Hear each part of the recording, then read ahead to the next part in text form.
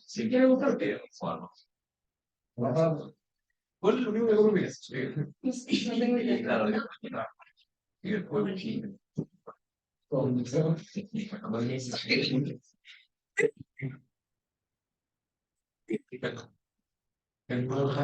Hola, ¿cómo está?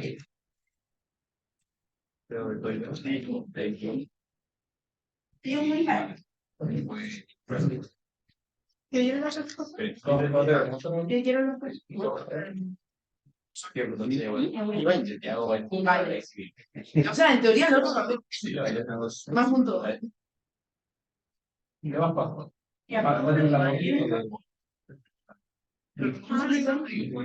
y en verdad, es que un día que pudiera ya no está que no se le Sí.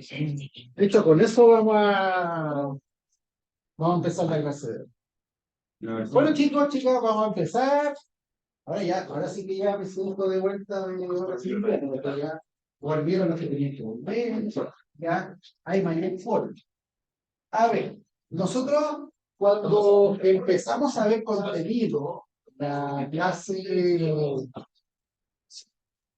la clase del día martes pasado, hablamos del último gobierno de la República Parlamentaria que fue Alessandro.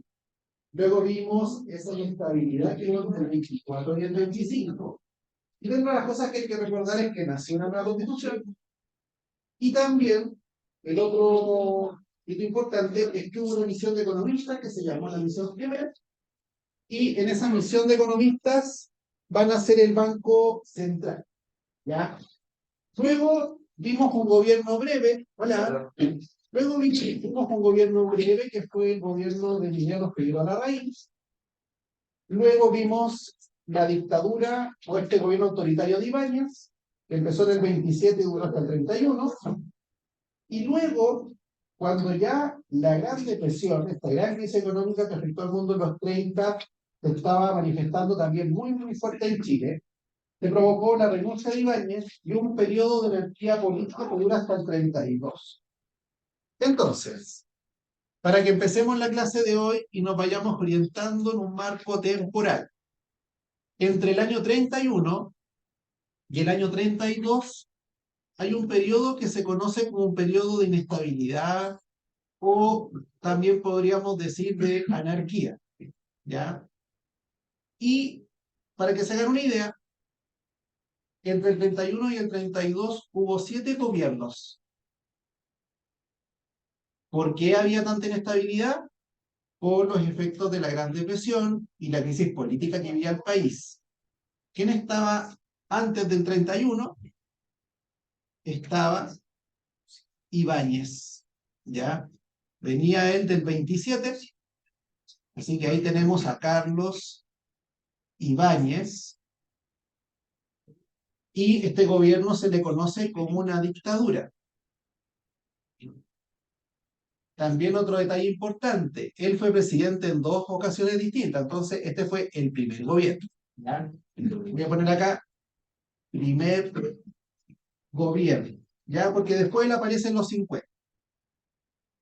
Y resulta que en 1932 vuelve un político conocido.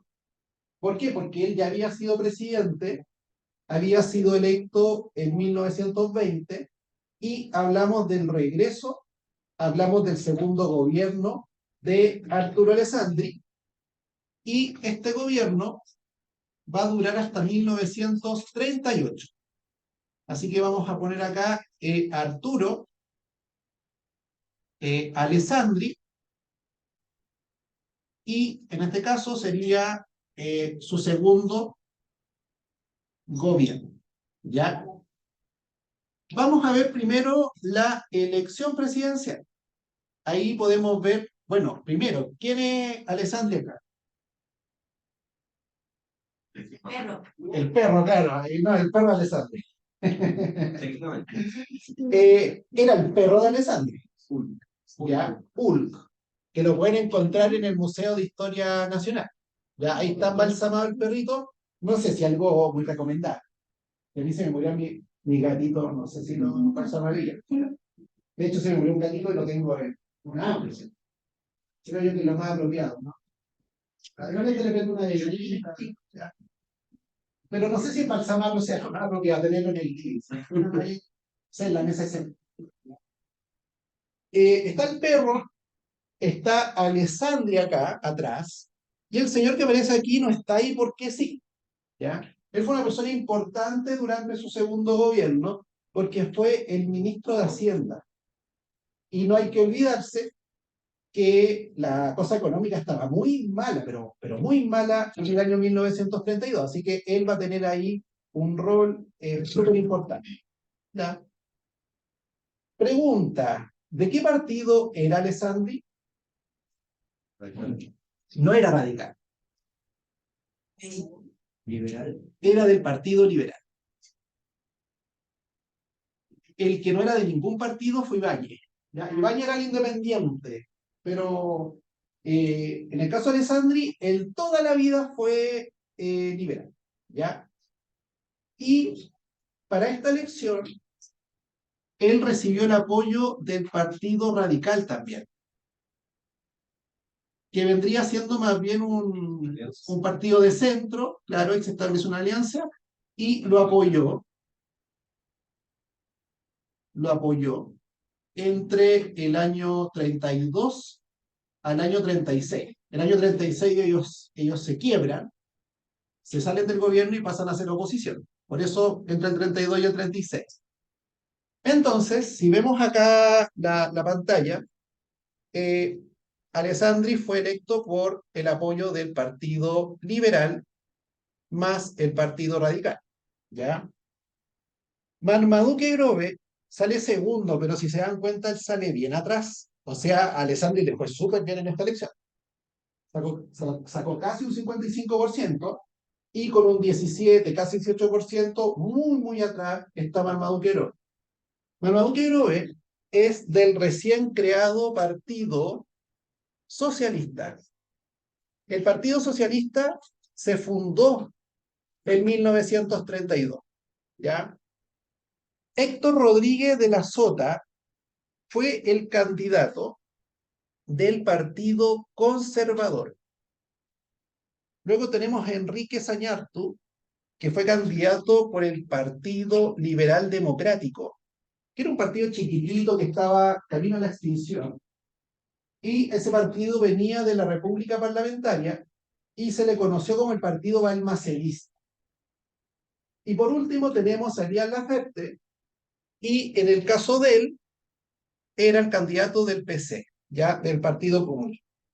Así que ahí tenemos las candidaturas, tenemos también los partidos políticos que levantaron a estos candidatos, y si se dan cuenta, aprovechamos el bonito para ver qué partidos habían para las elecciones del año 32. Entonces, ¿cuáles son los principales desafíos que enfrenta, en este caso, Alessandri de vuelta a la moneda? Uno, como ya lo dijimos, el tema económico, ya mejorar la situación económica, producto de la crisis. Y dos, que el país volviera a ser estable políticamente. ¿Por qué? Porque está la anarquía a tacito. O sea, esto no fue como que Alessandri llegó al poder y la situación política se tranquilizó automáticamente. No, eso no pasó. De hecho, ¿cuál era uno de los dramas? Uno de los dramas era que los militares llevaban mucho tiempo metiéndose en política. Por ejemplo, quien sufrió la presión militar, y de hecho tuvo que renunciar por eso, fue Emiliano Figueroa, quien duró solamente 2 años y al final el ibañismo terminó por derrocarlo. O lo mismo podríamos decir en el caso de Alessandri en su primer gobierno. Resulta que en su primer gobierno, después del ruido de sable, Alessandri también sufrió la presión de los militares.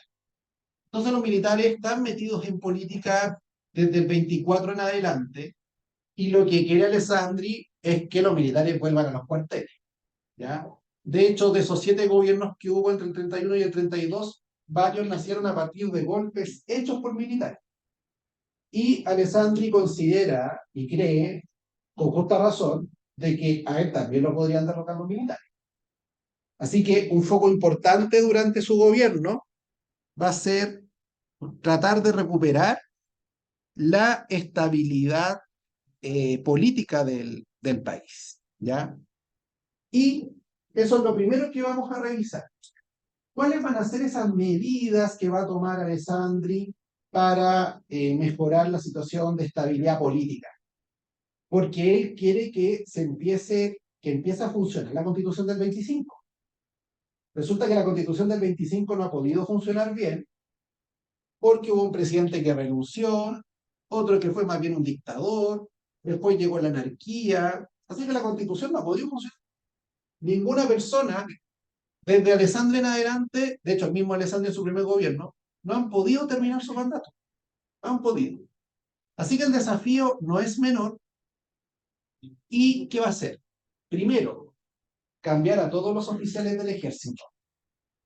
Él quiere tener generales de confianza, porque no quiere tener un general que en el futuro le haga un golpe de Estado. Así que saca los generales que habían y coloca gente nueva que él considera que son más de confiar. ¿Ya? Ahí tenemos el primer punto.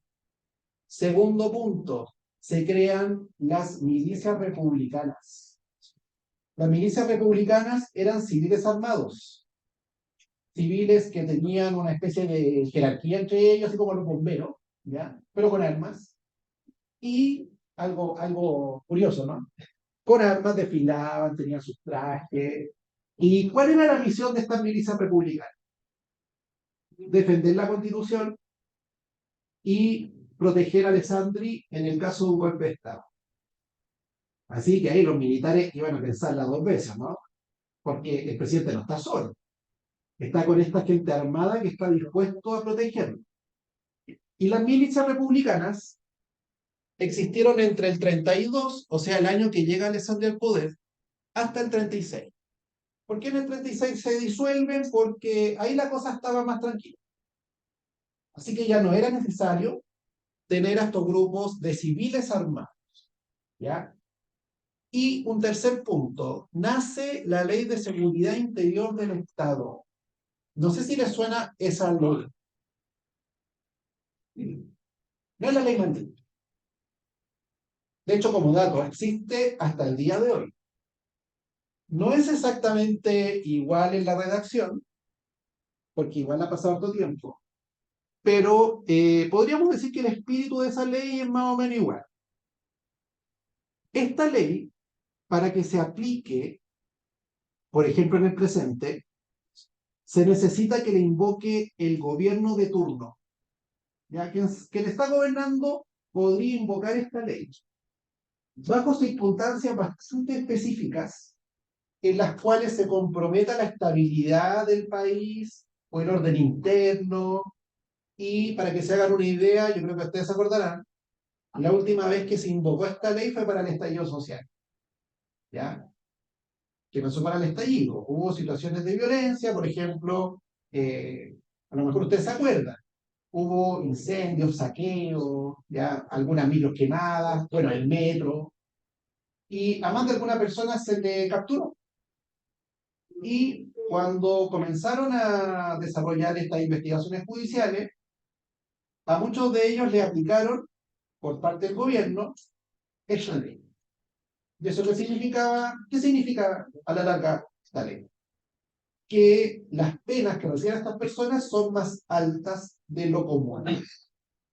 Por ejemplo, pueden estar con prisión preventiva, en vez de estar con arresto domiciliario en la casa, ya teniendo una medida cautelar más suave.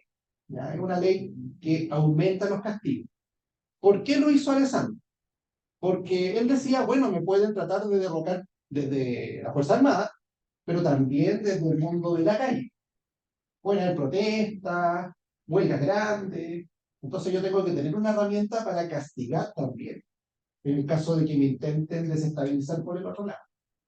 De hecho, él la va a aplicar durante su segundo gobierno, cuando los ferroviarios se vayan a huelga, ¿ya? Para sancionar a estas personas, ¿sí?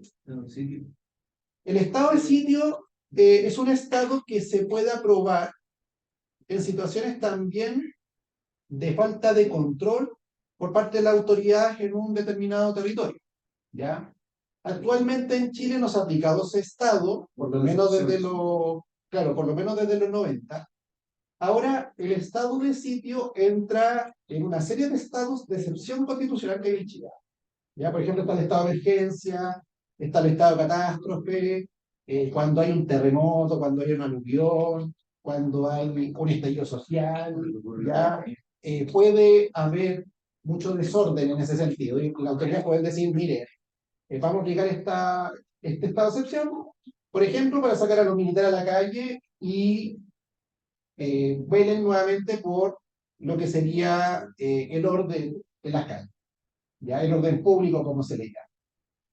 Entonces, puede haber estado de excepción, y aparte de eso puede haber también una invocación de esta ley, en el caso de las personas que sean capturadas, ¿ya? Así que ahí tenemos el primer punto, una búsqueda por recuperar la estabilidad del país. Podríamos decir que lo consigue, ¿ya? ¿Y cómo lo consigue? Porque logra terminar su gobierno, ¿ya? Una gran cosa porque no se veía hace harto años en Chile. Y el segundo punto tiene que ver con lo económico. Acuérdense que la situación económica está muy, muy mala cuando él llega en el 32. Y ahí tenemos al mismo señor que aparecía en la foto anterior, con Alessandri y el perro, ¿ya? Gustavo Ros Santamaría. Gustavo Ros Santamaría era el ministro de Hacienda del presidente Alessandri. ¿De qué se encarga el ministro de Hacienda? De ver el tema del gasto del gobierno, tratar de desarrollar políticas económicas, por ejemplo, para que se recupere el país de la crisis. ¿Y qué pasa acá? La crisis económica fue muy fuerte, y fue tan fuerte que generó repercusiones en el modelo económico que tenía Chile hasta ese momento. Creo que este mono lo había hecho la semana pasada, pero lo voy a volver a repetir. La economía chilena ha pasado por distintos ciclos económicos. ¿Y a qué me refiero con ciclo económico? Me refiero a que han habido momentos donde la economía chilena se ha mantenido más cerrada, y han habido momentos que la economía chilena se ha mantenido más abierta, ¿ya? Entonces, por ejemplo, en la colonia, y podríamos decir sin ningún problema, hasta 1850 más o menos, la economía chilena fue proteccionista, ¿ya? Es decir, fue una economía cerrada, más bien cerrada, no cerrada en un 100%, pero era más proteccionista. Luego, de 1850 hasta 1930, tenemos una economía más abierta. Por ejemplo, en el periodo del salitre, ya, ahí la economía chilena era súper abierta, y otra gracia de la economía abierta es que el Estado no se mete mucho en la economía, ya deja que el mercado ahí funcione como quiera. Luego llegó la Gran Depresión, y la economía volvió a cambiar y volvió a ser proteccionista. Ya, volvió a ser proteccionista y lo va a hacer hasta 1975. ¿Y qué pasa acá abajo? La economía vuelve a ser abierta y sería desde 1975 hasta hoy. ¿Ya? ¿Y qué tenemos acá? Una economía liberal, cuando se desarrolló esa apertura en el siglo XIX hasta el 30, una economía liberal. Y acá, por ejemplo, le llamamos neoliberal. Ya es como una especie de versión 2.0. Y acá tenemos el modelo, este tiene varios nombres, pero uno de los que más se pregunta o se menciona en la prueba es el modelo ISO, ¿no? De industrialización por sustitución de importaciones. Y, por ejemplo, en ese modelo, y lo vamos a ver con los radicales, fue clave, por ejemplo, la Corfo. Y ustedes se acordarán, me imagino yo, que en más de algún ensayo leyeron la palabra Corfo. Ya, es un concepto que se repite. Cuando iba en el colegio, también me hablaron de la Corfo, o sea, un tema constante. Y la Corfo, la Corfo creó empresas. Ojo que la Corfo no era una empresa, era una institución. Y, por ejemplo, creó Endesa, creó ENAP, creó Yansa, creó los laboratorios Chile, ¿ya? Paracetamol, ¿ya? Laboratorios Chile, por dar algunos ejemplos, ¿ya? O sea, creó empresas estatales. Si se dan cuenta, a partir de los 30, el Estado toma mayor protagonismo en la esfera económica, ¿ya? No es un Estado observador del mercado, no es que deje operar, como decía Adam Smith, la manera invisible, ¿ya? Ahora el Estado interviene porque cuando hay crisis económica, el Estado aplica políticas contracíclicas. O sea, si la economía va para abajo, el Estado se mete y dice, bueno, tenemos que evitar que la economía baje tanto, tenemos que intervenir para que la economía vuelva a crecer, por ejemplo, para que combatamos el desempleo o la inflación, dependiendo del problema que haya en su momento. Así que es un Estado mucho más interventor y en esos años, en los 30, en los 20, pero más en los 30, hay un economista que no es de Chile, que es de origen inglés, británico, que estaba de moda y que ayudó al desarrollo de este modelo en el mundo más proteccionista, con más intervención del Estado. Ojo que era capitalista, no era socialista ni comunista, era capitalista, pero considera que el Estado tenía que intervenir más, especialmente en los momentos de crisis. ¿Ah? ¿Cómo? Hay una Y por ahí. Hay una Y. Se llamaba John Keynes. El keynesiano. Todo cansado. En historia es como un telar, ¿no? Todo con lo del petróleo, ¿no? Ahí Keynes se quiere, porque Keynes era un ser humano, y los seres humanos no hay ningún. Él dijo que algo en el futuro no podía pasar en lo económico, pero pasa. ¿Ya? ¿Y cómo que se derrumba la tesis de Keynes? No lo sé. Pero, ¿qué desarrolla él? Él desarrolla lo que se conoce hasta el día de hoy como la política fiscal. ¿Ya? Por ejemplo, un caso bien del último tiempo. Cuando pasó la pandemia, ¿qué pasó con las economías del mundo? Se cerraron, se fueron a las pailas. ¿Ya? Yo tuve que empezar a trabajar desde la casa, ¿cierto? Las clases del PREU las hacía vía streaming. De hecho, ahí conocí Zoom con el tema de la pandemia. De hecho, hace años no conocía a ningún estudiante porque nadie prendía la cámara, así que ni idea que le hice clase. Un día me encontré con alguien en el metro y me dijo, oiga, usted había hecho un encuentro en el PREU, venía para acá. ¿Ya? Y claro, yo dije en un principio me irá a saltar, o porque le está hablando un desconocido, ¿ya? Pero había sido su profe en la pandemia. Y ¿qué ocurrió en ese momento? Los países, no solamente Chile, los países empezaron a intervenir en la economía porque, claro, ¿qué le decían a la gente? Que es en casa, ya, pero tengo que trabajar. O sea, yo tenía la ventaja de trabajar de la casa, pero mucha gente no lo podía hacer. O las personas que eran dueñas de empresas, por ejemplo, pensemos en los restaurantes, o la gente que se dedica al turismo. Fue algo muy complejo. Y en muchos casos el Estado empezó a ayudar, ¿ya? Con dinero, con bonos, como sea. Eso antes de los 30 hubiese sido impensable. Entonces, ¿qué pasó después de los 30? Tenemos la política fiscal con Keynes y los gobiernos, incluso los neoliberales, en momentos de crisis intervienen. ¿Ya? ¿Por qué? Porque el desempleo alto no es bueno para ninguna economía. Y ahí los países desarrollan una serie de estrategias para mejorar la situación económica. ¿Qué pasó en los 30? Muchos gobiernos empiezan a intervenir.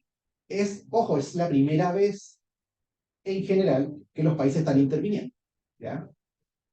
O sea, acá se derrumba con la crisis del 30 las tesis de los liberales. ¿Ya? Después se van a derrumbar las tesis de Keynes y así sigue. ¿Ya? Pero acá se derrumban esta idea. Porque imagínense mucha gente sin trabajo y un presidente que le dijera a la gente, no, tranquilo, esperemos que la economía mejore sola. ¿Y cuándo va a mejorar? No sé, quizás 10 años más. No, si tú estás sin pega, tienes una urgencia en el momento, no te pueden decir, espera que la economía mejore sola. Tiene que haber algún tipo de intervención de trabajo. Y, por ejemplo, tenemos el caso de Estados Unidos. Pregunta, ¿quién fue presidente de Estados Unidos en los 30 y la primera mitad de los 40? No, ese era. Y se muere justo cuando está a punto de acabarse la Segunda Guerra Mundial. Andaba en silla de ruedas. Roosevelt. Ya andaba en silla de ruedas porque cuando tenía más o menos la edad de usted le dio polio. Era una enfermedad compleja en esos años. Actualmente está prácticamente erradicada. Y claro, una consecuencia era problemas de movilidad. ¿Ya? Y él fue presidente electo en Estados Unidos cuando la crisis está, podríamos decir, tocando mucha profundidad. Y cuando él era presidente, y yo creo que es probable que hayan visto este nombre que voy a colocar acá en la pantalla, él aplicó una política para reactivar la economía, ahí sí, para recuperar la economía norteamericana que se conoció como el New Deal. ¿Ya? Así que acá también se va a aplicar una especie de New Deal, pero a la chilena. ¿Ya? ¿Qué hicieron los gringos? Hicieron autopistas. En ese momento los gringos se ponen buenos para el auto, ¿no? Y empiezan a vivir afuera del centro de la ciudad porque, claro, tienen autopistas para llegar al trabajo. Eh, Represas, parques, ¿ya? Mucha inversión del Estado. ¿Para qué? Para contratar gente, porque es bueno que la gente tenga pega, porque significa que tenemos gente ganando dinero y esa gente después la gasta en el mercado. Y ahí tenemos un mejoramiento de la economía, ¿ya? Se genera una reactivación. Y acá en Chile se va a aplicar una especie de UDI, ¿ya? Mucho más precario. Y, por ejemplo, también vamos a tener obras públicas. ¿Qué se va a construir durante el gobierno de Alessandri? Por ejemplo, el Estadio Nacional, acá en Santiago. Muchos cesantes estaban en la capital. De hecho, acuérdense que con la Gran Depresión se cerraron oficinas salitreras en el norte, que nunca más se vuelven a abrir y quedaron abandonadas.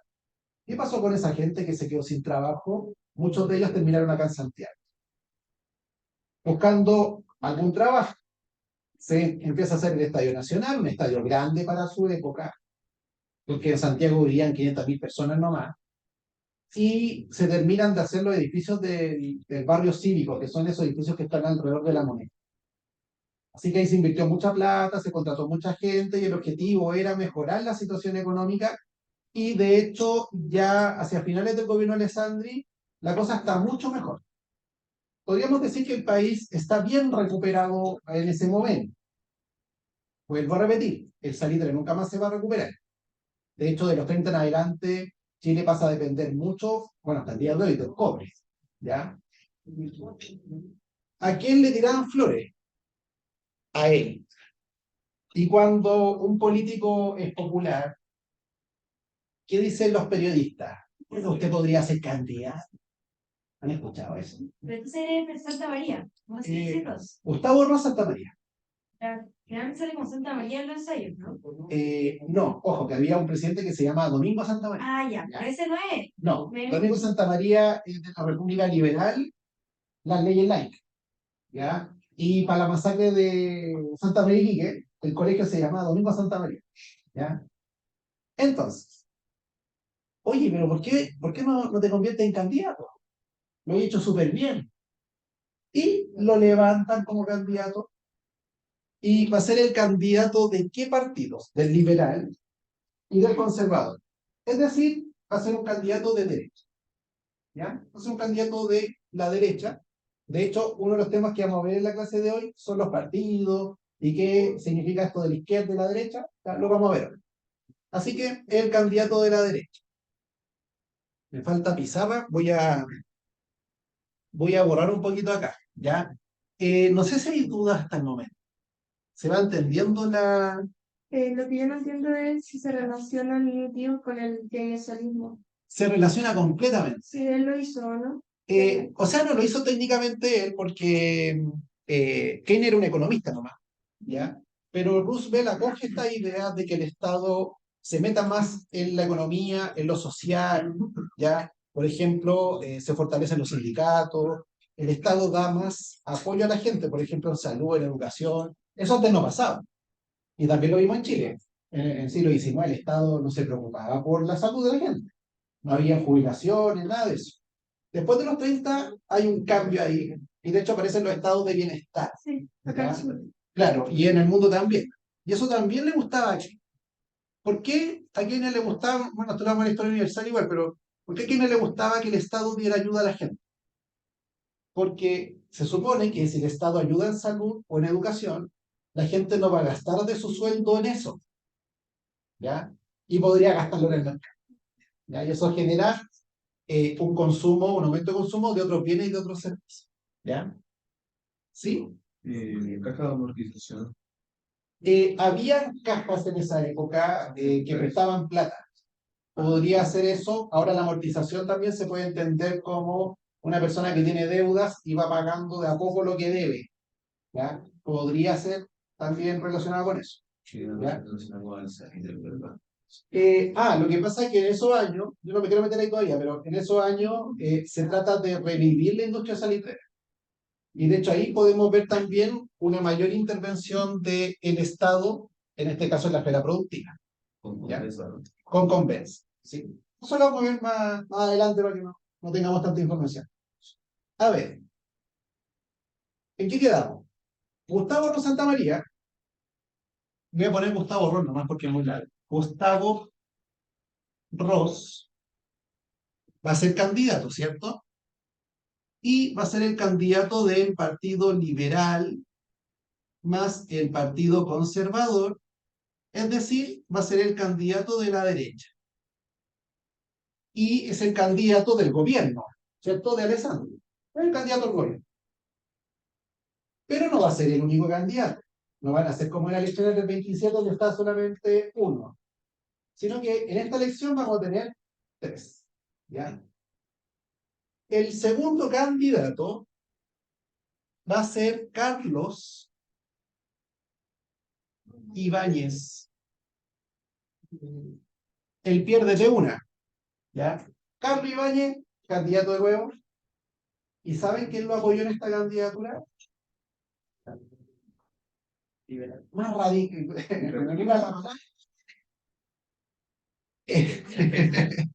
No me quiero meter en ese tema, pero lo va a apoyar el partido nazi chileno. Nazi con C, porque es chileno. Yeah. Ahora, estos nazis chilenos le prendían velas, Führer, era admirador sí. Y casi era por eso. No, de verdad, y se vestían como los nazis, saludaban como los nazis. La única diferencia es que no eran rubios de ojos azules, eran chilenos comunes y silvestres, ¿ya? Chileno promedio. Acá, ojo que en Chile hubo dos partidos nazis, ¿ya? Hubo uno en el sur, en Osorno, zona alemana, ¿ya? Y ese era, claro, de gente descendiente de alemanes que llegaron en el 19, ¿ya? Pero esto era nazis con C, ya con C de casa, ¿ya? ¿Por qué? Porque estamos en el periodo de entreguerras, no se olviden. En el 32 llegó Hitler al poder, Sus ideas a muchos les gustaron. Acá en Chile se formó este partido que era, de hecho, liderado por un chileno que se llamaba Jorge González. O sea, bastante chileno el apellido, ¿no? González. Y apoyan a Iván. Y vamos a tener un tercer candidato. Y este ustedes lo conocen. Pedro Aguirre Cerda. ¿Quién va a apoyar a Pedro Aguirre Cerda? Una coalición. No, primero vamos a colocar los partidos. Él era del Partido Radical. ¿Ya? No se les olvide eso. Él era del Partido Radical. ¿Quién más lo va a apoyar? El Partido Socialista y el Partido Comunista. Las elecciones del 38. ¿Ya? Voy a colocar acá elecciones de 1931. Ojo que, a ver, yo diría que Chile igual tiene cosas buenas. Por ejemplo, que Chile ha tenido una tradición republicana de tener elecciones. Eso no lo vemos en todos lados. ¿Ya? Tradición de elecciones y partidos. ¿Ya? Por ahí fraude y cosas por el estilo, golpe de Estado, pero en general Chile tiene una tradición bien republicana. Entonces, tenemos las elecciones del 38 y tenemos a esos tres candidatos. En la coalición que apoya a Pedro Aguirre Cerda, que son los radicales, los socialistas y los comunistas, se conoció como el Frente Popular. Frente Popular. ¿Ya había nacido antes o sí? Nació en el año 1936, cuando los radicales se fueron del gobierno de Sandy, con lo que estaba haciendo Gustavo, se pasan a la oposición, ¿ya? Fíjense bien, los radicales que estaban con la derecha, se pasan para la izquierda, ¿ya? Y se unen con los socialistas y los comunistas en el Frente Popular, que nace en el 36. Ojo que acá estamos en las elecciones del 38. O sea, el Frente Popular ya lleva 2 años existiendo.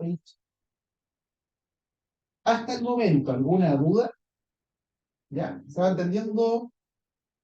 Porque esta es una serie buena. ¿Ah? Aquí la cosa se pone con acción. O sea, tenemos nazis participando. Chile en su momento llegó a tener 3 diputados nazis. El mismo Jorge González fue diputado. ¿Ya? De hecho, hay algo medio freak en torno a Jorge González. Un día se le ocurrió ir al Congreso. Bueno, de los diputados uno puede esperar cualquier cosa. ¿Ya? Entró con una pistola al Congreso. ¿Ya? Entró con una pistola y otros diputados se le tiraron encima para quitarle el arma y salió una bala. ¿Ya? Y quedó en el techo del Congreso Nacional de Santiago. ¿Ya? Y quedó por años ahí. No sé si le habrán tapado el hoyito, pero por años tuvo la bala en el techo de la Cámara de Diputados. Ese era Jorge González. Ojo, no confundirlo con el de los prisioneros. El vocalista de los prisioneros también se llama Jorge González. Ya, ¿quién podía ganar la elección? ¿Quién tenía, según las encuestas de la época, la percepción? Gustavo Ross. Ross tenía todo para ganar, era el ministro estrella, pero ustedes saben que en la puerta del horno se puede quemar el pan. ¿Ya? ¿Y qué pasó? Ocurrió la masacre del Seguro Obrero. Primer dato, aquí no tienen nada que ver los obreros, ya aquí no participaron obreros. ¿Por qué se llama así? Porque el edificio donde ocurrió la masacre era el edificio de la caja del Seguro Obrero. Es decir, es un edificio, aplicado de forma simple, de oficinas. Y donde también se atendía gente, se atendía público. ¿Ya? Es como cuando alguien va a hacer un trámite a un ISAPRE, ¿ya? Una AFP, ¿ya? Ese tipo de edificio sería. ¿Qué edificio que aparece acá? ¿Ya?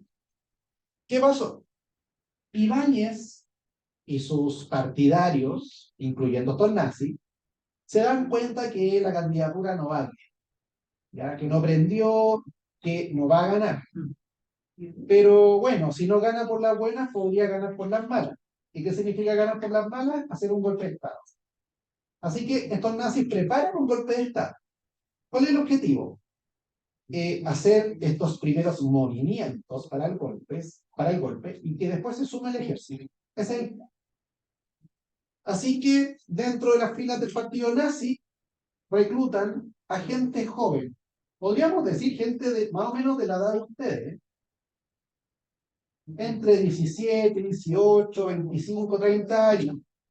Gente joven, gente que no tenía mucha preparación para manejar un arma. ¿Ya? ¿Y cuál es el plan? El plan es tomarse 2 edificios del centro de Santiago. ¿Cuáles son? La Casa Central de la Universidad de Chile, que queda en la Alameda. Al día de hoy está ese edificio de color amarillo con blanco. Y tomarse el edificio del Seguro Obrero. ¿Por qué este edificio? Porque este edificio está casi enfrente de la Moneda y si se dan cuenta, un edificio alto. Entonces, sirve para mirar a los alrededores o para disparar a la Moneda, ¿ya? Podría servir. Esto pasó más o menos a la hora del almuerzo, ¿ya? Un día cualquiera. Estos nazis llegan, se toman estos 2 edificios y cuando se están tomando el edificio de la Caja del Seguro Obrero, un carabinero se da cuenta. Esto queda caminando, ¿qué serán? 20 segundos la Moneda. ¿Ya? Es como caminar de aquí al paradero de la micro de afuera. ¿Ya? Y el carabinero se acerca, se da cuenta que hay una pelea. Bueno, siempre en los edificios grandes hay una persona en la entrada, ¿no? Una especie de conserje, cuidador, ¿ya? Está peleando con estos jóvenes nazis, porque los nazis quieren cerrar la puerta del edificio, las puertas. El carabinero se acerca, estos nazis se ponen medio nerviosos, le disparan al carabinero, herido, camina, se cae, se muere. Obviamente la bala se escuchó en la Moneda, se acercan más carabineros y se dan cuenta de lo que está pasando. En ese momento, los otros nazis que están en la Chile, ¿por qué se toman la Chile? Porque en la Chile hay una radio, una emisora. Entonces de ahí podían transmitir consignas. Es como si yo me tomara, no es un canal de televisión hoy en día, en esa época una radio. Y empiezan a señalar que están haciendo un golpe de Estado, ¿ya? Que esto viene grande, que ellos tienen más apoyo. Y bueno, mientras todo esto pasaba, también se entera Alessandri que está en la Moneda, ¿ya? Y Alessandri muy tranquilo no era. Tenía una personalidad bien potente. Entonces el tipo dice, chuta, se viene un golpe hacia mí, me van a derrocar, ¿ya? Yo no quiero eso. Y llama a su oficina a los carabineros. Y le dicen, ustedes tienen que resolver esto lo más rápido posible. Porque si ustedes no lo hacen, yo voy a llamar al ejército y eso va a quedar con que ustedes no hicieron bien la pega. Nos van a quedar ahí medio humillados. ¿Y qué pasa en ese caso? Los carabineros dicen, ok, vamos a hacer esto rápido. ¿Ya? Primero se meten a la Casa Central de la Chile, mueren un par de nazis y el resto rápidamente se rinden. Si se dan cuenta, no están vestidos con uniforme de camuflaje, están con corbata. O sea, nótese la mala preparación. Con corbata, con terno, con zapatos como de oficina, y se los llevan. Se los llevan a un lugar de detención, una comisaría, pero yendo a la comisaría, los desvían y los llevan al otro edificio, al del Seguro Obrero, donde estaban los otros nazis. Y los otros nazis dicen, puta, los compañeros, los camaradas de la Universidad de Chile se rindieron, está todo perdido. Los militares nunca se sumaron. Al final se rinden todos y todos quedan detenidos en el edificio. ¿Ya? Ojo que estaban rendidos, estaban detenidos. Y acá viene lo dramático. Alguien dio la orden de acribillarlos. Y se murieron casi todos. ¿Ya? Los tenían a todos en una sala y alguien disparó con armas automáticas y bueno, la gran mayoría de ellos murieron. Hay algunos sobrevivientes, algunos heridos, otros que se hicieron pasar por muertos en ese momento. Porque claro, los le dispararon y después revisaban quién estaba ahí todavía respirando y los remataron. ¿Ya? De acá viene la polémica grande que lo relacionamos con la elección. Ibáñez, ante esta situación, retira su candidatura y se arranca para Argentina, por segunda vez. ¿Ya? Era bueno para arrancar para Argentina. Por segunda vez se va para Argentina. Pero antes de irse, dice, lo que pasó acá fue por orden de Alessandri. Alessandri es el responsable. Él mandó a matar a estos jóvenes. yo ya no voy como candidato y voy a llamar a mis electores, porque él tenía también su fan club, voy a llamar a mis electores para que no voten por el candidato de Alessandri, voten por el candidato contrario, o sea, por Pedro Aguirre Cerda. Y esos votitos, si le llegaron a Pedro Aguirre Cerda, fueron de oro, porque él en la elección sacó el 50%. Y Gustavo Ross sacó el 49%. Yo creo que ha sido una de las elecciones más peleadas en la historia de Chile. La diferencia en relación a la cantidad de gente que votó en ese año era de menos de 15.000 votos. O sea, imagínense una elección hoy en día donde la diferencia entre el primero y el segundo sean 15.000. ¿Ya? Una elección muy, muy apretada. ¿Y qué marca esto? No solamente la llegada del Frente Popular al gobierno, con los radicales liderando esta administración, sino también el inicio de los gobiernos radicales. Yo creo que ese es un tema que también se debería ver en el colegio, ¿ya? Los gobiernos radicales, ¿ya?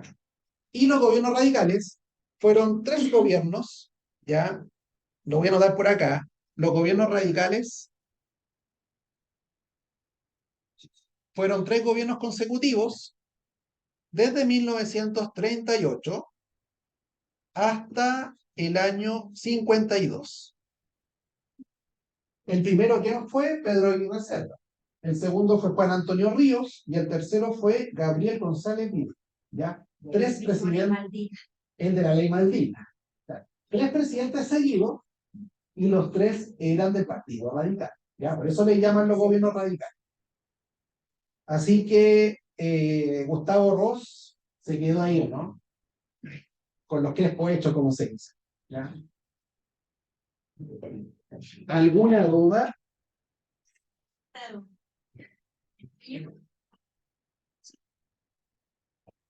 Ya. Alessandri, o sea, bueno, la línea de las Fuerzas Armadas. Alessandri tenía tema con los militares, que eso eran las Fuerzas Armadas. Y los carabineros estaban a favor. Me pierdo un poco sobre con quién. Ya. Esa pregunta está acá. Está todo conectado. No nos pusimos de acuerdo. ¿Ya? Esto salió espontáneo. Veamos la pregunta. Carabineros fue notificado de que si sofocaba la sedición esta traición, ¿no? Cuando se dice, oye, usted es un sedicioso, es como traicionero, ¿ya? En una hora debía retirarse para dejar actuar a las Fuerzas Armadas. Esta amenaza que lesionaba su orgullo lo llevó a proceder con rapidez irracional, que obligó a rendirse a los nazistas. Luego procedió a un acto bestial, alineados en el 6º piso, junto con los apresados en la universidad, y totalmente rendidos e indefensos fueron masacrados con alevosía. ¿Ya? El párrafo anterior describe la matanza del Seguro Obrero, ocurrida bajo el segundo gobierno del presidente Arturo Alessandri en septiembre de 1938. De la lectura del documento más sus conocimientos se puede concluir que, bueno, ahí tenemos las alternativas. Esta era la pregunta, ¿no? Sí.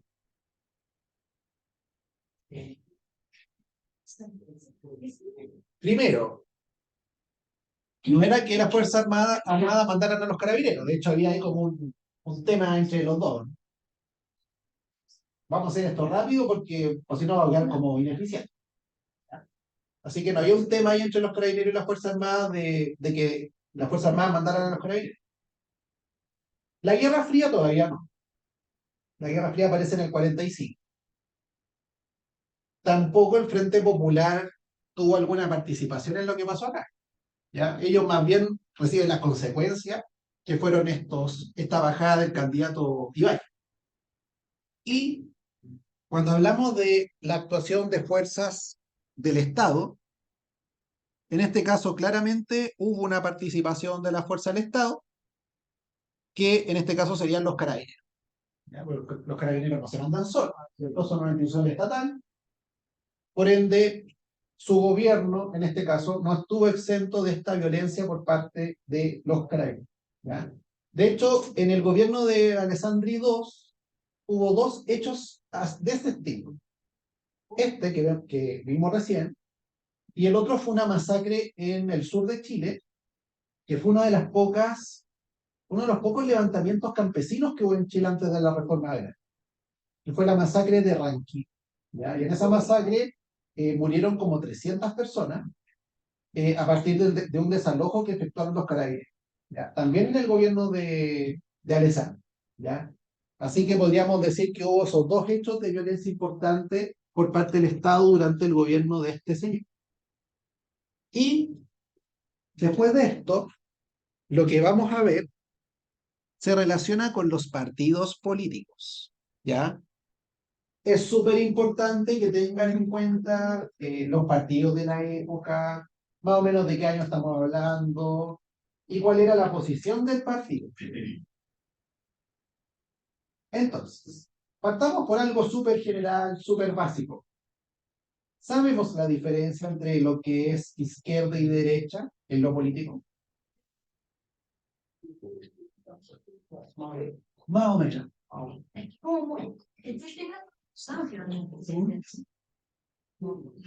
O sea, nos puede ayudar para poder clasificar a los partidos. Sobre economía abierta y la economía. Ya, ahí tenemos un punto súper importante. Es súper general porque va cambiando constantemente. Lo que ahora se considera de ultraderecha, ultraconservador, en esa época era lo más de izquierda y lo más liberal. Por ejemplo, en el siglo XIX no, en Chile no existía este izquierda y derecha, ¿cierto? Porque lo que dividía a los partidos políticos era el tema de la iglesia. ¿Ya? Entonces, lo que estaba más cerca de la iglesia eran los conservadores, y lo que estaba más lejos eran los radicales. ¿Ya? Y esa era como la clasificación. Y al medio estaban los liberales. Al tiro. Su compañero habló de la economía. Yo creo que la economía es un punto, es como la manzana de la discordia, ¿ya? Entre la izquierda y la derecha. Hablando de una forma muy general, ¿ya? La derecha está más a favor del libre mercado, de que el Estado no intervenga tanto en la economía, ¿ya? La izquierda podría creer o no en el libre mercado, va a depender del tipo de izquierda, porque de hecho se habla de las derechas y las izquierdas, ¿ya? Y se promueve una mayor participación del Estado en el sistema económico, ¿ya? Esa podría ser una diferencia, insisto, muy general, ¿ya? La derecha, por ejemplo, está más a favor de proteger lo que vendría siendo el sector privado, la propiedad privada, ¿ya? En el caso del Estado, perdón, en el caso de la izquierda, podrían promover una mayor participación de la propiedad estatal en la economía, ¿ya? Podrían ser temas que generan diferencias. Y esos elementos se pueden ver incluso hasta el día de hoy, entre un sector y el otro, ¿ya? Vamos a ver acá, bueno, quiénes estaban para un lado y para el otro, cuáles eran los partidos. Y vamos a empezar primero por la derecha. Los partidos de derecha de esa época eran los liberales y los conservadores. Pregunta, ¿qué partidos hoy en día en Chile serían de derecha? Insisto, súper general. Republicano, UDI, RN, Evópolis. Algunos dirán, no, yo soy de centro derecha, ya, pero dejémoslo a todos en ese mismo grupo. O sea, en la actualidad todavía existen partidos de derecha, pero no son los mismos de esa época. ¿Ya? Tenemos los liberales y los conservadores. Por eso este monito nos sirve hasta la mitad de los 50. ¿Ya? Ahí lo tenemos. ¿Quiénes estarían entonces en el centro? Radical. No, ahora. Perdón, en la época. Todavía no existe la democracia cristiana, pero sí los radicales. Así que en el centro estarían los radicales. Igual habían otros partidos de centro, pero eran mucho más chicos. El Partido Agrario Laborista era como una especie de PDG de ahora, ¿ya? Compartía la gente. ¿Ya? Medio populista, no decían que no eran ni de un lado ni del otro. Era un partido chico, en general apoyaban a Iván. Y el otro partido era el Partido Demócrata, que venía de la República Parlamentaria. Era un partido socialista democrático que nunca fue muy grande. Así que por lejos, en esa época, En el centro estaban los radicales, ¿ya? Por ejemplo, Pedro Aguirre Cerda, ¿cierto? ¿Y quién sería, quién estaría en la izquierda en esta época? Y los socialistas. Comunistas y socialistas estarían en la izquierda, ¿ya? Fueron los partidos más importantes del siglo XX en el caso de la izquierda. De hecho, consideren ustedes, chiquillos, que existen hasta el día de hoy. ¿Ya? Bueno, el Partido Liberal y el Conservador venían del siglo XIX. Los radicales también. El Partido Comunista nació en 1912. Al principio se llamaba Partido Obrero Socialista, después se cambiaron de nombre en el 22. Y no se olviden que lo vimos hoy, el Partido Socialista nace en el 32. Una pregunta súper importante. ¿En qué hace diferencia el Partido Socialista del Partido Comunista? Autoritario. Está a favor del esfuerzo. Violencia. Una fuerza. Uno se come la guagua y el otro no. El comunista sigue el marxismo. La repartición de los bienes, la propiedad privada Ya, comunista. redistribución total. Los zapatos son de todos, compartimos los zapatos. Esa mochila era mía. ¿En qué se diferencia? Fíjense bien, en lo ideológico son muy similares porque ambos adhieren a las teorías de Karl Marx. ¿Ya? El Capital, el Manifiesto Comunista, o sea, la base ideológica, tanto del Partido Socialista como el comunista en esa época, son los escritos de Marx, de Engels. ¿Ya? Esa es la base. Por ende piensan muy similar.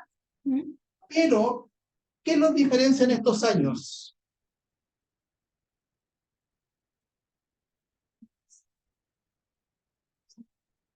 La Unión Soviética. El Partido Comunista era parte de una red internacional. ¿Ya? ¿Y quién lideraba esa red internacional? Moscú. Voy a hacer un ejemplo bien caricaturesco, pero en la sede del Partido Comunista de esa época había un teléfono rojo. ¿Ya? Entonces, si sonaba, podía ser Stalin. Eso no pasaba con el Partido Socialista. No había un teléfono conectado con Moscú. Sí era el Partido Comunista. Y, de hecho, en el año 36 sonó el teléfono en la sede del Partido Comunista. Y era Stalin. ¿Ya? Y contestó una persona en Chile, aló, o sea, alguien, él era ruso georgiano.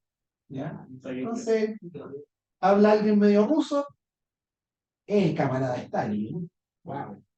¿Ya? Le hubiera sentido igual un poquito miedo. ¿Ya? Porque Stalin era bravo. ¿Ya? ¿Y qué dice Stalin? Dice, en Europa nos está yendo mal. ¿Ya? Porque cuando llegó Hitler al poder, lo primero que persiguió a quiénes fueron. No, a los comunistas. Los primeros que en Alemania fueron a campo de concentración fueron los comunistas. ¿Ya? Cuando llegó Mussolini al poder, un poquito antes, ¿a quién persiguió primero? A los comunistas. Empezaron a perseguir a los comunistas. ¿Y qué pasó en los 30? Está la Gran Depresión. La gente queda muy disconforme cómo la democracia enfrentó, o el liberalismo político enfrentó la crisis. Y no se olviden que en momentos de crisis, la gente al primero en darle con un palo es al presidente, a los partidos. Y mucha gente sintió después de la Gran Depresión, o durante la Gran Depresión, de que los políticos no servían para nada. Y ahí aparece Hitler. Se hace mucho más poderoso con la crisis. Es muy probable que si Hitler, si Alemania no hubiese tenido la Gran Depresión, a lo mejor nunca hubiese llegado al poder. ¿Y qué decía Hitler? Decía, yo me voy a preocupar de ustedes. ¿O no? ¿Han visto esos documentales cuando Hitler daba discursos y la gente lo seguía? Todo es muy alineado, pero Hitler hacía muchas promesas al pueblo. O sea, por algo la gente se vio seducida por él. La culpa es de los comunistas, de los judíos, de los políticos que firmaron la rendición cuando se acabó la Primera Guerra Mundial. Yo voy a ser distinto. No sé si alguna vez lo dije en esta clase, pero, o sea, el bigote que tenía Hitler no fue porque un día se le ocurrió hacerse ese tipo de bigote, ¿ya? Era el bigote que usaban los alemanes de la clase obrera en esa época. Entonces, para acercarse al pueblo, el tipo, claro, se dejó un bigote como los obreros de Alemania de los 30. Y muchos alemanes dijeron, oh, lo que dice Hitler es muy real, tiene razón, votemos por él. Y votaron por él. Y llegó a ser el partido más votado en Alemania. ¿Ya? No sé si lo había dicho acá, pero la democracia se puede perder de dos maneras. Un golpe de Estado o un tipo que llega y desde dentro termina con la democracia. Como lo que pasó a Venezuela, por ejemplo. ¿Ya? Pueden ser esas dos alternativas. Y, bueno, ¿qué ocurre? Stalin se entera de que están persiguiendo a los comunistas en Alemania, ¿ya? En Europa, en otros regímenes de ese corte. Y ahí Hitler, perdón, ahí Stalin le dice a los comunistas chilenos, ustedes no pueden estar solos, tienen que buscar alianzas con otros partidos para hacer un frente común de combate al fascismo. De hecho, el nombre original de los frentes populares era el de frentes antifascistas. Ese era el nombre original. ¿Ya? O sea, ustedes, los comunistas, no pueden hacer, no pueden cometer el error que hicieron los comunistas alemanes. O sea, los comunistas alemanes nunca se asociaron con nadie y los persiguieron. Y después Hitler fue persiguiendo a otros. ¿Ya? Entonces, ¿qué dice Stalin? No, ustedes tienen que unirse, hacer fuerzas con otros grupos, tanto de izquierda como progresistas, para evitar que el fascismo llegue al poder en sus países. No se olviden que Hitler llegó por la vía electoral. Y en el periodo post-Gran Depresión, las ideas, por ejemplo, del nazismo o el fascismo, están seduciendo a mucha gente. No se olviden que acá incluso hay un partido nazi. Y así van a nacer los frentes populares. Sí. El partido nazi chileno, ¿en dónde caería en esto? Buena pregunta, ese es un tema debatible, ya, ¿dónde colocamos a los nazis o a los fascistas, ya, en este mono? ¿Ya? Hay gente que dice que, yo no estoy de acuerdo con eso, hay gente que dice que el nacionalsocialismo es de izquierda, ¿ya? Yo no estoy de acuerdo con eso, o que el fascismo es de izquierda. Yo no estoy de acuerdo con eso porque desde el punto de vista ideológico son muy distintos. O sea, por ejemplo, el socialismo, el comunismo cree en la lucha de clases y el fascismo no. O sea, no los podríamos dejar en el mismo grupo. ¿Ya? Hay otros que hablan de la ultraderecha. Otros señalan que es una tercera vía. ¿Ya? O sea, que está fuera de este tipo de órbita. ¿Ya? Es un tema debatible, pero a mi juicio, de izquierda no lo son. ¿Ya? Por un tema, insisto, ideológico. Y es más, cuando Hitler llega al poder y firma alianzas políticas, lo hace con partidos de derecha, no lo hace con partidos de izquierda. ¿Ya? Así que yo lo dejaría más para ese lado, en una posición de extrema. ¿Ya? Claramente no eran de centro derecha. ¿Ya? Antes de que nos vayamos a hablar de los frentes populares, hasta el momento, ¿se ha entendido la teleserie? Sí. Sí. Sí. Está buena la novela. ¿Qué vamos? ¿No mandó a matar? No se sabe. Que la gente dice que es un carabinero. Gran debate. Eso es como una incógnita, ¿no? Hasta el día que se murió Alessandri, él dijo que no fue. Todo el mundo se tira como. Ahora, estaba en Chile. Hubo una investigación judicial que quedó en nada. ¿Ya? Entonces, tampoco podíamos decir, mira, que hubo un juez, investigó y llegó a esa. No. Como muchas cosas que pasan en Chile quedaron ahí en el aire. Al final nunca se supo bien quién dio la orden, si fue un general de los carabineros, ¿ya? No se sabe bien, ¿ya? Pero Alessandri siempre va a decir que él no tuvo nada que ver en esa, él no dio la orden. Ahora, muchos dicen que ese día está alterado, ¿ya? Y que dijo, terminen esto rápido, a lo mejor dijo liquiden a todo y alguien se tomó, claro, claro, se lo tomaron muy a pecho. A ver, ¿qué vamos a revisar ahora?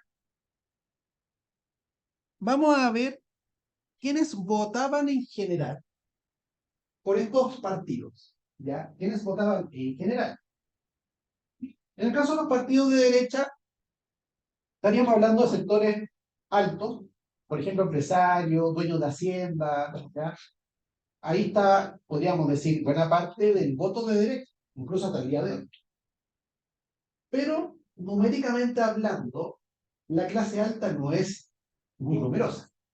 Entonces, ¿de dónde venían más votos? Ya, en esos años. Venían del campo, porque no se olviden que el campo era muy distinto al de ahora.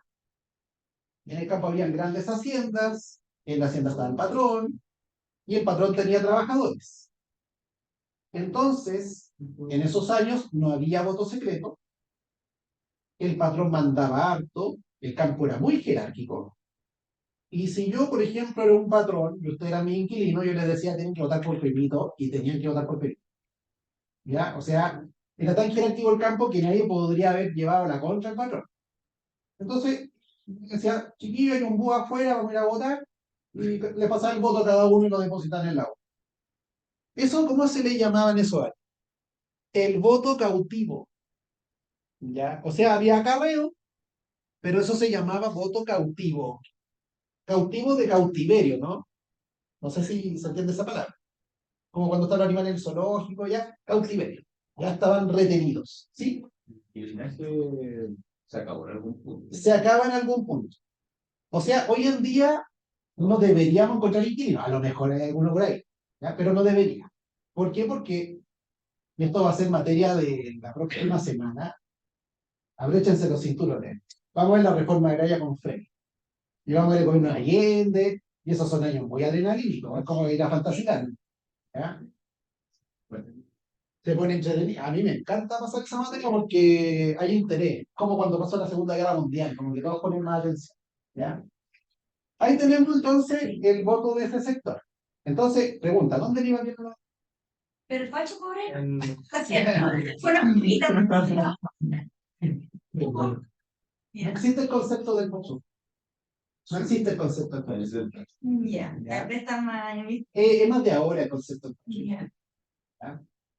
Claro, porque facho pobre se entiende como una persona que no tiene muchos recursos, pero que vota, ¿cierto? Yo diría que el concepto de facho pobre apareció en los 2000, 2010, Ah, ya. ¿ya?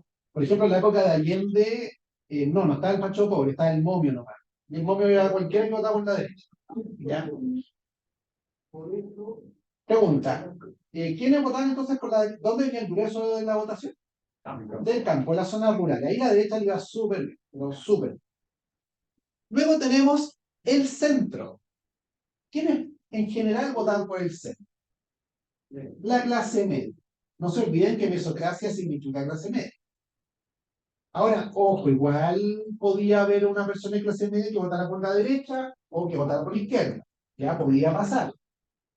Pero buena parte del voto de clase media se inclinaba hacia el centro. Yo creo que hasta el día de hoy. ¿Ya? ¿Y quién representaba el centro en esos años? El Partido Radical. Acuérdense que todavía no existe la democracia cristiana. ¿Por qué? Porque a mitad de los 50, pero para adelante, el Partido Radical se desinfla. Y ahí lo reemplaza la democracia cristiana en el centro. ¿Ya? Por eso este monito no nos sirve para entender el 71. ¿Ya? Y tenemos todos otros dos partidos más chiquititos que en general podían ser personas de clase media que los votaran. Y en la izquierda tenemos sectores más obreros, más proletarios, mineros, gente popular de sectores urbanos. Por ejemplo, a la izquierda le iba muy bien en las comunas que eran mineras. Lota, Chuquicamata, Iquique, ¿ya? En zonas mineras, a la izquierda le iba muy bien, o en sectores o en comunas populares de Santiago. ¿Ya? De hecho, hasta el día de hoy. Por ejemplo, acá en Santiago hay una comuna que le va súper bien al Partido Comunista.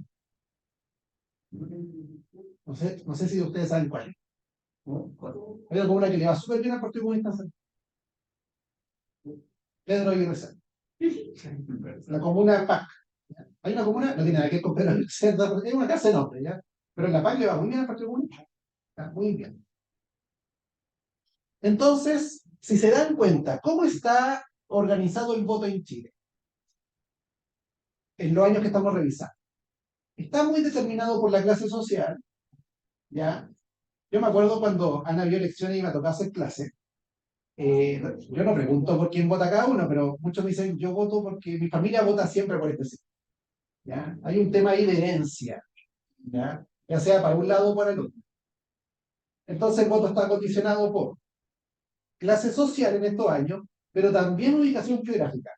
No era lo mismo el voto urbano que el voto rural, ¿ya? Si se dan cuenta.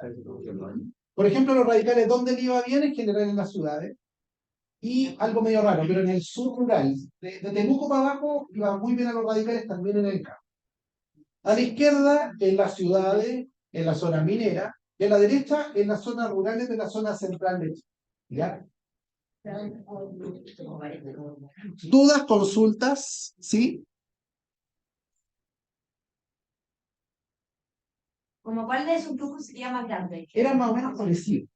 Uno tenía como un tercio, Ya. muy similares. No había un sector que tuviera el 50%. ¿Ya? Era el peso era muy similar. Es como, por ejemplo, cuando veamos la elección de Allende.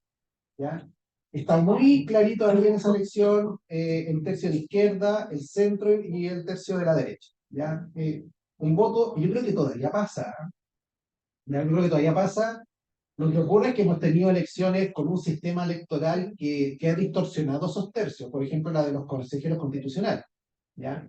Porque ahí se utilizó el mecanismo para elegir senadores. Y ahí no se eligen mucho, entonces ahí quedó marcado como para un lado y para el otro. ¿Ya?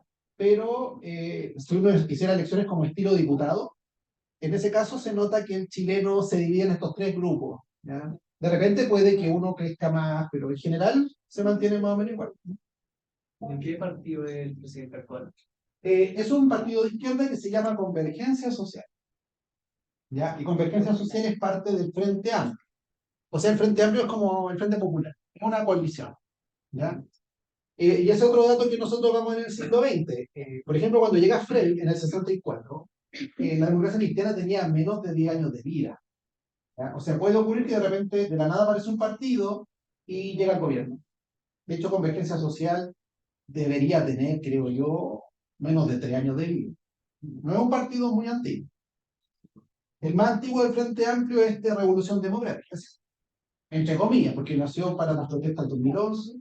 Yo creo que se legalizó como en 2013, 14. O sea, menos de 10 años no, más de 10 años no tienen. ¿Ya? Igual hay partidos viejos, ¿no? Porque todavía existen los radicales, hay como tres dinosaurios, pero todavía existen. Los comunistas todavía existen, los socialistas también. Sí, pero un alcance enorme. El Partido Liberal de ahora es otro partido. O sea, comparten el mismo nombre nomás, pero son distintos. ¿Ya? De hecho, como dato, el Partido Liberal de ahora alguna vez fue parte del Frente. Por eso no me casa Claro. liberales. No, estos son los liberales antiguos. ¿Ya? Estos liberales existieron hasta el 66. ¿Ya? El Partido Liberal de ahora, que igual son poquitos. Yo tengo un amigo que es del Partido Liberal. Y son poquitos, o sea, es como para tomarle una foto y decirle a ese Partido Liberal. Debe tener como 10 años ese partido. Ese puede ser un poquito más viejo que la Revolución Democrática. Hay un partido como muy antiguo que no sea el radical. El radical es el más viejo. Es el partido del siglo XIX que queda. No queda ningún partido que sea del siglo 19 ahora no. y del 20. Socialistas, comunistas, demócratas cristianos. Y bueno, la derecha, ¿no? UDI y RN son de los años 80. Nacieron en dictadura. O sea, hay un cambio en la derecha. Estos partidos ya no están y nace la UDI y RN. Entre comillas. Porque RN venía de la fusión de estos dos partidos, de los nacionales, ¿ya? Que son temas que vamos a ver más adelante. ¿Qué nos queda para ver la próxima clase? Los frentes populares. Porque nos pilló el tiempo, ¿ya? Pasó volando la clase de hoy. No sé si tienen alguno de ustedes